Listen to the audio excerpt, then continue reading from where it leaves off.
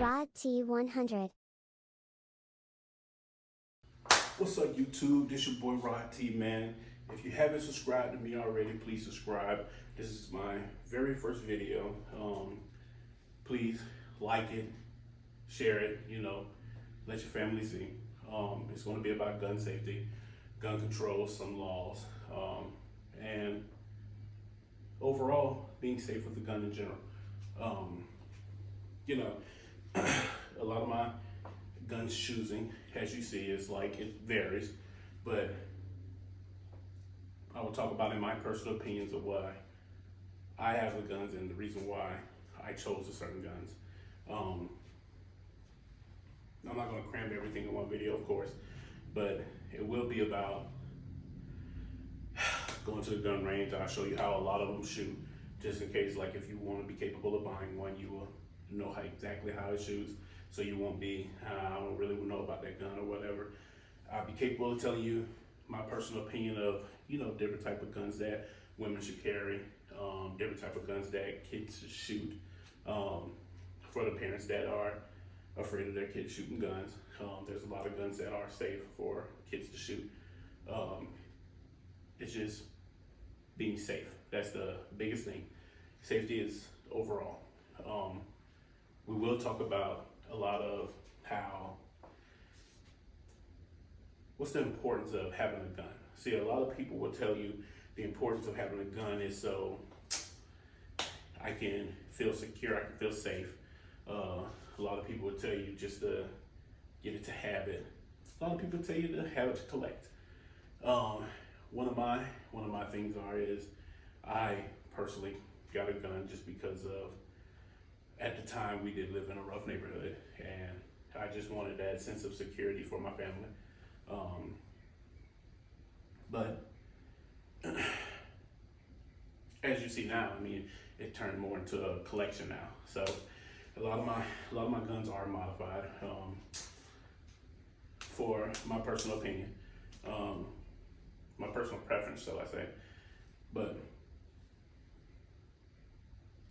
let's jump right into it.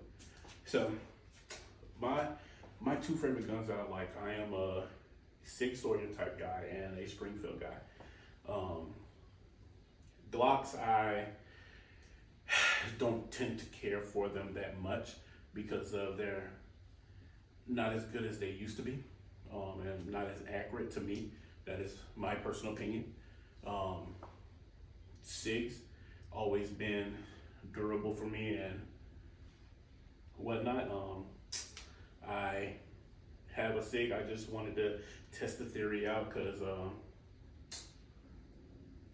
I have somebody that has a Glock, and they had a Glock for a while, and they never cleaned it, never even fired it, but it started, getting all jammed and stuff. And normally you'll be like, that's normal, being the fact of you keep carrying a gun around, it will dry up, this, that, and the other. Okay, cool.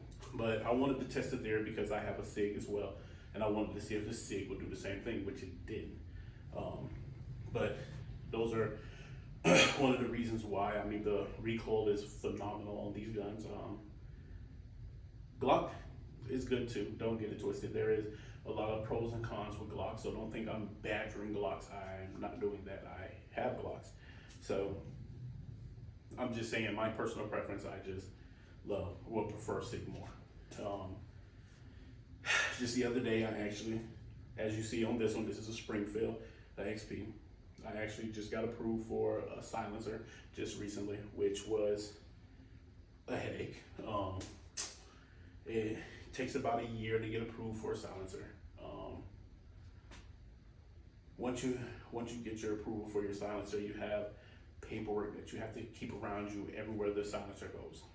By law, that's what they recommend. So something that needs to be done. I will say it's amazing to have a silencer. A lot of people be like, why do you need a silencer? Honestly and truthfully, I am not doing anything illegal. I am just a collector. I love everything about guns, like down to the special modifications you can do to them, of course. Even like engrave stuff on them. I just like like everything that it brings to the table. I mean, we can talk a little bit more about gun safety, handling a gun. If you ever notice, because of a lot of people out here will tell you that guns kill people. I'm here to tell you that is incorrect. It's the people that is holding the gun that kills people. As you see now, this gun is on the table. These guns are not doing absolutely nothing. They're exactly where I put them. They're not moving. So I would tell you that the people that don't take the time out to learn about guns are the ones that mostly do things that's wrong with guns. If you take your time and actually learn the laws and learn different things and stuff, and understanding of this is like, my bad. This is like I won't say it's your right. It's your right, but also understand too, your right can easily get taken away from you at any type of day. So if you're smart, like, understand your rights, understand that your rights can get taken away by doing something illegal or wrong. So as you see, for instance, like that was a prime example of handling a gun safely. As you see, I did not once put my finger on the trigger. It doesn't matter. This gun is completely unloaded. It has absolutely nothing in it, but still, you never put your finger on the trigger. A lot of people have a bad habit of putting their finger on the trigger, and that's one thing, like with my daughters, they will most definitely show you in the future videos to come that you never touch the trigger unless you're ready to pull that trigger. It's just that simple. Don't never ever touch the trigger unless you're ready to pull it. But I had a tad bit of a slight story time of the one time that I actually almost pulled my trigger on my gun. Besides being in a gun range, it was a road rage situation. Typically what happens now, which is not cool, but I'm driving on the highway, and at the time I had a BMW. Now, I don't know about y'all, my personal preference, this BMW, if you ever driven a new BMW, you don't know if it's going fast or not. Like, that's just how it is. But I'm riding on the highway, and I'm probably doing 80, 85, and this guy comes off the on ramp. I'm in the fast lane. He came all the way across and completely cut me off. So of course I had to hit brakes. So I went around because there was nobody out there. Like, it was legit no purpose for him to come all the way to the fast lane when there was nobody on the road with us in the beginning. But I was like, whatever.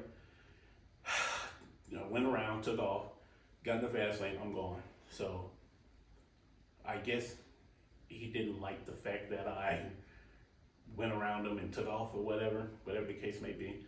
But what happened was, to make a long story short, he started telling me, he started trying to cut me off. Then he actually grazed the front of my car, which resulted in us pulling over. So I got out of my car, and he's completely outraged. Like, he is yelling, he's screaming, he's pointing at me. And me, I have this thing where I will never point my gun at somebody unless I'm really willing to shoot. And that's one thing, like, a lot of people have to understand. There's steps to get to before you get to that point. So I did, like, I had my gun, and I simply grabbed my gun like this to let him know there's a firearm here. Like, back up, do not come approach me. He continued to walk forward. Now, I cocked the gun back, but the gun is still facing downward. So then he's like, don't worry about it, I have one too. So he goes to the trunk of his vehicle. And at this point now, it's kind of life or death now. But still, all I did was backed up, got behind my door, and got ready to point it forward to shoot. But what happened was, I guess He didn't have anything in his trunk. I guess he was just trying to intimidate me. He got in his driver car and took off. So understand, you can be in fear for your life. That's understandable, but understand there is steps before you really, that you can take before you get to that point. Nobody really wants to take somebody's life. I mean, let's be honest. If you really care about guns and stuff like that, or you care about having your right, you don't want to take it that far. So you will try to do things to prevent that. I have seen a lot of videos where people will have road rage and they'll shoot in the air, or they'll shoot at the person even. That is completely illegal. You are not supposed to be shooting in the air. You are not supposed to be shooting at people. If the people are leaving, there's nothing you can do anymore. So you can't shoot at people just because of you're mad and upset. That's another thing that we can talk about as well. We can talk about the whole thing of containing yourself and making sure that you remain calm, because of, once again, you have something that can literally take somebody's life away, and you don't know what they have back home, and you don't know what they're going through either. So you also have to keep that in mind too, being a gun owner. That's why there are certain stipulations that you will get put into whenever you do have your concealed weapons and you can carry your gun and stuff. There's a lot of things that you will find out you cannot do having a gun. And one of the things that I genuinely like, because of it is true, it does make complete sense, is going in a bar and you have a gun. Like, you cannot sit at a bar having a gun, because of, if you decide to drink, you're going to be impaired, which makes your reflexes slow, makes your judgment off, the whole nine. I don't care who you are. You can sit there and say that you can hold your liquor, this, that, and the other. Does not matter. You do not need to be drinking and carrying a firearm. It's just that simple. There's been times, because I do drink occasionally, but I am more of a at-home drinker. Like, I don't really go out or whatever the case may be. But I do like it because your judgment could be off. Like, say for instance, you're at the bar, you're sitting at the bar, you're with this person, and this person just starts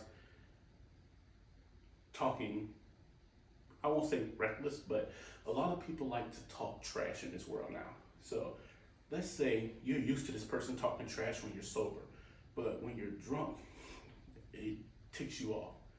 So now you get mad at this person, you want to pull your gun out, you possibly shoot them. Like, you see how something that escalated, that could have been de-escalated if you just either didn't go to the bar with your firearm, or if you just didn't drink and have a firearm. If you know you're going to drink, don't bring your firearm. Like, it's just cut and dry. A lot of questions if you want to ask, I mean, you can most definitely put in the comments. I am from Florida, so a lot of my rules and stuff will be different other places. I mean, overall, it is your Second Amendment right to have a gun. I don't know what your state requires, but a lot of people will tell you, I mean, state rules can't trump Constitution. So just keep that in mind. We can, if you want me to talk about certain topics, I mean, you can most definitely shoot me your ideas, let me know. I just wanted to give you my quick, brief first video intro, just like to let you know I'm here, this is what I'm going to be doing. I would love for anybody to join. You know, if you have your own opinions, man, I'm open to listen. Like, I'm not that type of person. Even if I'm wrong in something, I mean, I will say be careful, because of I am the type of person that I do read up on a lot of stuff. So if I am wrong, just let me know, and me and you can have a private conversation and we can talk about it. But overall, my name is Rod T. Tune in. We're gonna do gun range. Kids gonna be shooting guns. I'm gonna have women shooting guns. My wife's gonna be shooting a gun, etc. You know what I mean? We're gonna have younger kids shooting guns. A lot of people are nervous about, like, like teenagers with guns and stuff, but I think if they knew more about guns, they wouldn't play with guns like that. So just keep that in mind. It will be good for them to learn. A lot of people need a lot of attitude adjusters. We do have our teens that are being raised up by younger parents, and we try to raise them differently than how we were raised, because we feel like the way we were raised was wrong. But if you look at yourself now, especially if you're successful, I mean, you can't be that bad if you're successful. But keep that on your noggin. But tune in. It's going to be a lot more to come. It's your boy Rod T. We doing it big. Rod T 100.